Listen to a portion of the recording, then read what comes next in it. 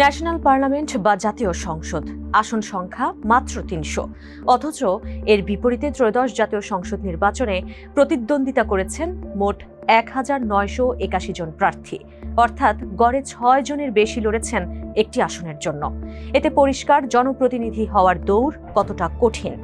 এই প্রতিযোগিতায় জয়ী হতে একজন প্রার্থীকে যেতে হয় বেশ কিছু পরীক্ষার মধ্য দিয়ে। প্রথমত, মনোনয়ন পেতে সবার আগে লড়তে হয় নিজ দলের সদস্যদের সঙ্গে, আস্থা অর্জন করতে হয় দলের।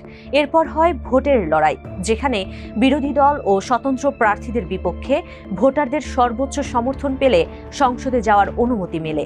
প্রশ্ন হলো, সংসদ সদস্য হতে কেন এতটা মরিয়া প্রার্থীরা? সংসদ সদস্য নির্বাচিত হলে কি কি সুবিধা পান তারা? চলুন সেসব জেনে আসা যাক টিবিএস এক্সপ্লেইনারে। সঙ্গে আছি তামান্না খন্দকার। মূলত একটি নির্দিষ্ট অঞ্চলের মানুষের সমস্যাগুলো রাষ্ট্রকে জানানো ও সেগুলোর সমাধান করতেই জনপ্রতিনিধি হিসেবে সংসদে যান একজন প্রার্থী। জনগণের জন্য পাশ করেন আইন, ভূমিকা রাখেন রাষ্ট্র গঠনে, আর এসব কাজের জন্য রাষ্ট্রের বেশ কিছু সুবিধাও পান তারা।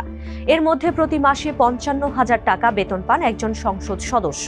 এছাড়া নির্বাচনী এলাকার ভাতা ১২,০০০, সম্মানী ভাতা ৫,০০০, নির্বাচনী এলাকায় অফিস খরচ বাবদ ১৫,০০০, পরিবহন ভাতা ৭০,০০০, লন্ড্রি ভাতা ১৫০০, টয়লেট্রিজ কেনার ভাতা ৬,০০০, টেলিফোন ভাতা ৭,৮০০ টাকা পেয়ে থাকেন।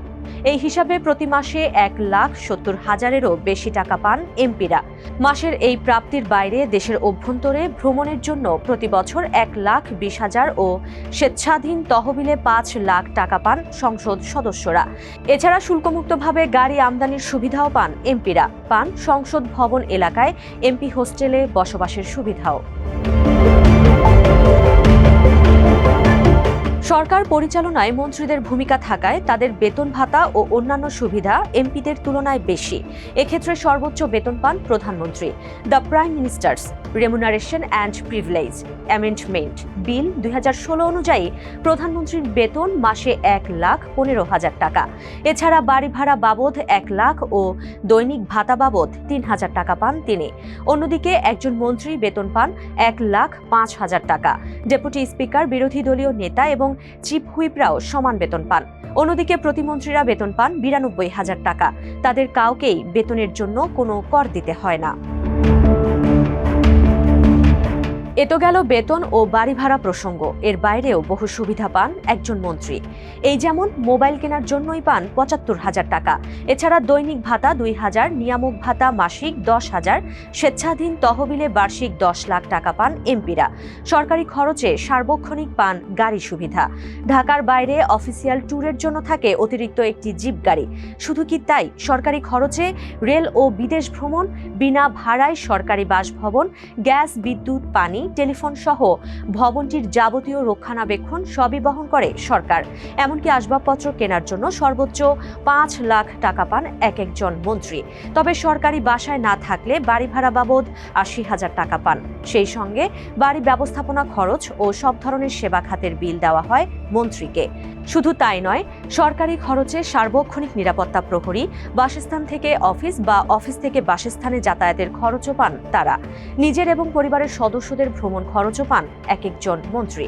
এছাড়া অন্তত ২ জন গৃহকর্মী, ১ জন জমাদার ও ১ জন আরদালি, ২ জন MLSS, ১ জন পাচক বা পিয়ন পেয়ে থাকেন মন্ত্রীরা। মন্ত্রীদের জন্য রাষ্ট্রীয় এসব সুবিধা এখানেই শেষ নয়। কোনো মন্ত্রী বা প্রতিমন্ত্রী অসুস্থ হলে তার চিকিৎসার পুরো ব্যয়ভার বহন করে সরকার। এছাড়া দেশি বিদেশি অতিথিদের আপ্যায়নের জন্য মন্ত্রীকে মাসে ১০,০০০ টাকা দেয় রাষ্ট্র। প্রতিমন্ত্রীর ক্ষেত্রে এই অর্থের পরিমাণ ৭,৫০০ টাকা। এছাড়া এলাকার উন্নয়নে বরাদ্দ বছরে ১০ লাখ টাকা পান একজন মন্ত্রী। প্রতিমন্ত্রীর ক্ষেত্রে এই অর্থের পরিমাণ ৭,৫০০ টাকা।